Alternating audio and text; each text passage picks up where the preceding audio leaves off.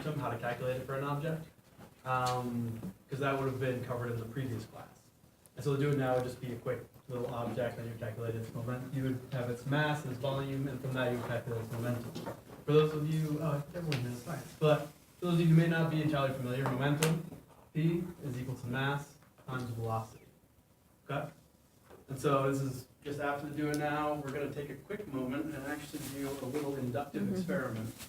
Who likes crashing cars?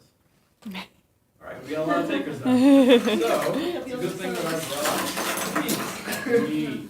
So, each person is going to get 2 cars, and this is what I want you to do with them. I want you to take them, and I want you to experiment with crashing them. So, different scenarios. You have one stand still and the other one go and crash into it. And you're going to have them both, come out at the same time, sort of get creative with it. And we're going to look at it. We're going to examine it and make observations about what happens before and after they actually collide. Okay? And keep in mind, we're doing momentum, right? So you want to pay attention to the mass. Do they weigh differently? Are they different masses? How does that affect the collision? Normally, so I want you guys to pair with groups, actually. So, partner with, you have a partner? And you're going to look at these and you're going to discuss them. Let's just do 1 pair per group so we can focus on the same collision. No, I need 2. Okay? You guys are going to partner up, actually. So 2 for the 2. Are you still Yes. You already have a job? No, I was. There are This looks people fun. begging, yeah, begging. The people begging for earth And I'm going to science. go around and check on you guys, Not see so what you're much. observing, have fun with it, but Sad. do make observations, okay? I don't know. All right. So have you made them collide yet? Oh, like 38 times. Okay. What do you observed so far about the collisions? It works. If they're both going, they both fly off. Right. Exactly. So if they both have what? What are we looking at? Velocity? Velocity, yes. And what does that mean? Speed. So what else can we derive from Oh, this one velocity? is down back, the other What one. does P stand for? I forgot. Momentum. Momentum. Yep. So if they both have momentum, and they both have momentum leaving, what happened right there? That one's heavier. That is heavier, so it's more massive, right? Yeah. It's It like, would have more. it's like hitting a tractor trailer. Exactly. How are things going over here? Okay, good. Our little plastic one gets your feet off. Yeah. Oh, the Jaguar. No, I mean, like, you can see the difference in mass. You can tell that this one's lighter, that one's Mhm. heavier. Good. It makes sense that this one's moving part. Good. Have you tried doing them at different speeds? So one's moving slowly, Yeah. one's moving quickly? Alright, let's do my action focus. I'm just, this Mhm. one. Put the light one against the heavy ones. The heavy one going slow, the light one going quickly. Okay. That's different, right? No? Because as it has more velocity. What's that? All right. So now I'm going to collect these because otherwise thought you were it's going to be going very to collect distracting. Okay. So now I want you all to look at the sheet that I passed around. And you'll see there are 2 different scenarios on it. I should have delineated them a little bit more effectively, but the top one is the top 3, and the bottom one is the bottom 3. So these should look familiar. I think you all just kind of experimented with them a little bit. This top one, you can see the red car standing still, right?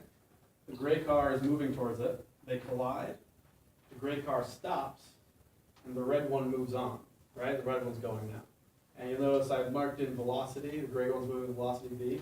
The red one's moving with the same velocity v afterwards. Did anyone observe a situation kind of like this? You did? Good. How about the second one? Did anyone observe anything like that? Okay, what happens in that scenario? Someone point it out for me. The 2 cars are going towards each other. When they collide, they both bounce back, go the opposite direction. Yeah, good. Do they bounce back with similar speeds to what they were going in at? Yes. All right, good. And so what can we say about the momentum from when this initiates to when this ends? Okay, so like before, all right, what can we say about the velocity? So the velocity, total velocity of the objects before the collision and after the collision. What can we say about that? They're equal, right? Yep, good. And so because the velocity is equal, is the mass changing as they collide? No. So what can we say about the momentum as they collide? It's also It's also equal, right? Yeah, so since it's equal, we can say that momentum is conserved after the collision. Okay, so we can see that with this one. If we take a look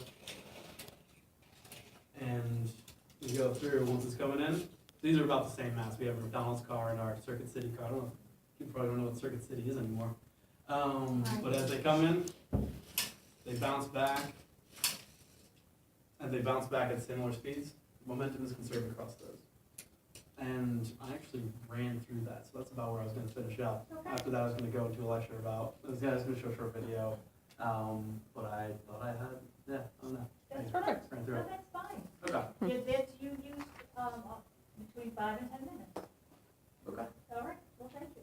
Yeah. I thought, just, I'll go first. I thought you had nice vocals, but I thought this was really interesting because you didn't have a lot of words on it. So it was really like trying to go from, you know, the kinesthetic learning of having them move the cars, like the hands-on, to then look at the visuals, to then bring them to the formula. So I thought that was good. Any other feedback for Tim? Who else did feedback? Yeah, great practice with the scenarios with the toy cars. I thought that was a really great way to kind of see it all come together, and it was fun. Sometimes I feel like this can be dry, so that was really good to just kind of spice it up a little bit. I think that P equals MB might have been a little bit of stretch for, I mean, like, I understood it and I read it, but I'm not sure that maybe the high schoolers would be able to make that jump so quickly. Right. It might have been helpful if you had actually given the car's specific masses, like you gone before and said, all right, I know this one weighs 100 grams, Right. no, this one weighs 100, I know that's a lot, but just like, for example, so that you could say, all right, this red car and this red car are the same masses, but get put together, they both maintain the same speed. So maybe having like them cans and saying this one's 25 grams, this one's 50 grams, this one's 75, so they can see that too. And the equation